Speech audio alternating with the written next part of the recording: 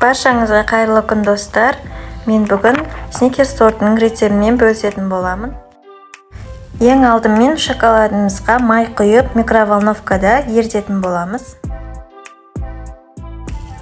Ұнымызға қопсытқыш пен какао салып араластыратын боламыз.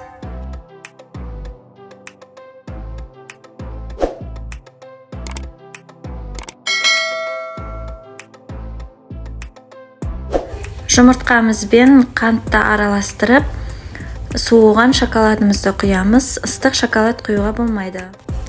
Ұнды үккіштен өткізіп, алдымен венчиктің көмегімен, сосын миксердің көмегімен біркелкі қылып араластырамыз.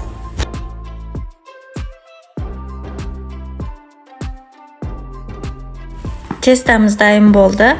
Оны 3 бөлікке бөліп, қызып тұрған пеште 180 градуста 15-20 минут пісіретін боламыз.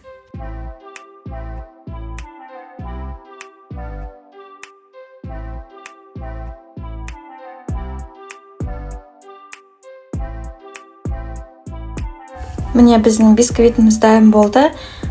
Бисквиттің піскенін ағаш таяқшалы шпажканың көмегімен көреміз. Егер құрғақ болып шықса, демек бисквитіміз дайын.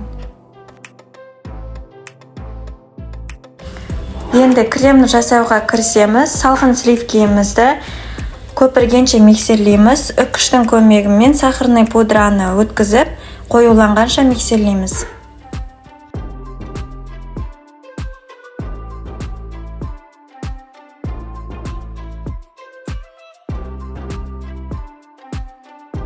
Сливки мен сахарный пудрамыз қоюланды. Енді творожный сырды салып, креміміз өзінің формасын ұстағанша миксерлейтін боламыз.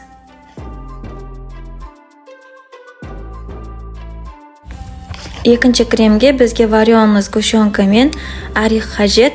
Дайын болған кремнен аздап алып, екінші крем жасайтын боламыз.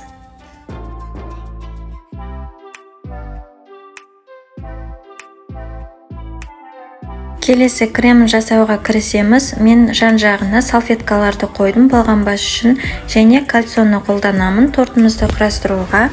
Әр слойға осы кремді жағып, үстінен екінші кремімізді жағып, тортты құрастыратын боламыз.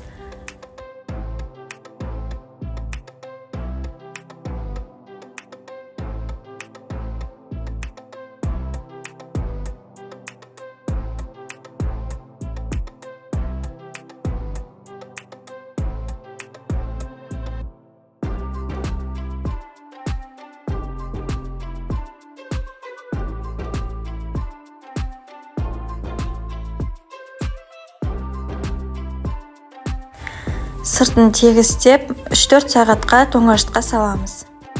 Біздің тортымыз 4 сағаттай тоңазытқышта тұрды. Енді ганашын құятын боламыз. Ганашын алдын ала дайындап, суытып, сосын құю қажет. Ыстық күйінде құюға болмайды. Міне біздің сникерс тортымыз дайын болды. Сіздер де дәл осы рецептпен жасап көріңіздер. Рецепт ұнаса, лайк басып тіркеліп кетіңіздер. Сіздермен болған аяла. Назарларыңызға рахмет.